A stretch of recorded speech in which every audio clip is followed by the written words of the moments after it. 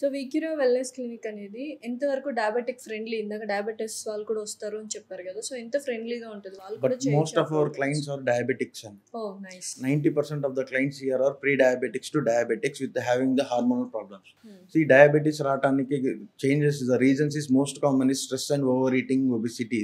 So మనం ఈ titles మనం ఎన్కంపాస్ చేయాలి అంటే, so we need the lab parameters. As of now, we included that lab parameters in our clinic based upon the lab values. How much it is controlled or not.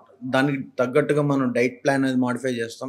Whether it is having the high fat, visual fats ఏమైనా ఉన్నా కానీ దానికి will give the supplements and will give the shakes also regarding to that which will control the lower blood sugar levels. Okay. And we have different diet plans crashing to that particular, concentrating on the glucose intake. Okay. So అది diabetic వాళ్ళకి. ఇప్పుడు mostly females ఏంటంటే ఒబేస్‌గా ఉన్నారు అంటే almost అంటే 80-90% వరకు hormonal imbalance వల్లనే వాళ్ళు ఓవర్ వెయిట్ అనేది గెయిన్ చేస్తూ ఉంటారు.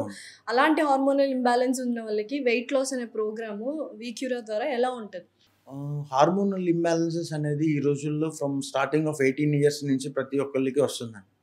హార్మోనల్ ఇంబ్యాలెన్సెస్ రావడానికి కారణం ఏంటంటే డిఫరెంట్ రీజన్స్ ఉండొచ్చు. కొంతమంది ఓవర్ స్ట్రెస్, ఈ రోజున్న corporate life, complete lifestyle modification అనేది జరుగుతుంది.